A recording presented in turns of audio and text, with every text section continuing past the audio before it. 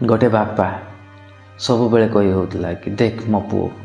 माने केते बड़ कंपानी चाकरी कर हैदराबाद रे अच्छी बहुत पैसा रोजगार कर आमको दौर आम बहुत खुशी अच्छु किंतु आउ गोटे पु को से जमा भी भल पाऊ नाला कहीं पाखे कौन चाकरी नाला कि पाखे किसी पैसा भी नाला किंतु से बड़ पु को बहुत टेकुला। हठात से बापाटीर देह खराब है ताको ता सान पु मेडिकल को नहीं गला तार बहुत सेवा जत्न कला किंतु हेले से बापा जनक बंची पारानी सबुदिन आखि बुझीदेला कि से सान भाई बड़ भाई की फोन कर लगी तू आसे बापा देह बहुत खराब अच्छे देखिकी जी। बड़ भाई कहता कि नाई मुझे जापरिनी कहीं मोर ऑफिस रे बहुत सारा काम पेंडिंग पड़ी।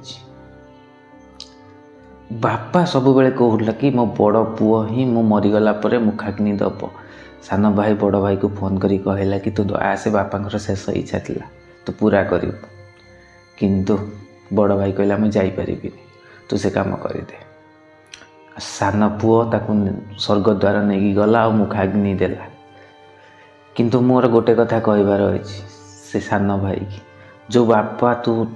बंची बेले तो जमा भी भल पाऊ ना कहला खाई पी अन्न ध्वंस करछु किसी काम धंदा करूनु किंतु मरीगला से ही पुओ ही कांधरे नहीं गला और मुखाग्नि देला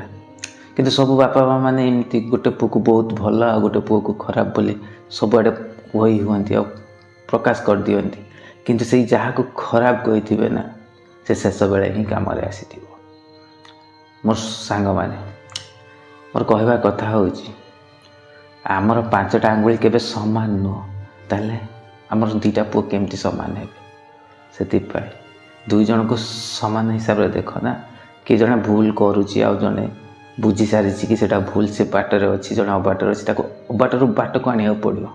ता माने नुहे कि ताको आम छाड़ीदबा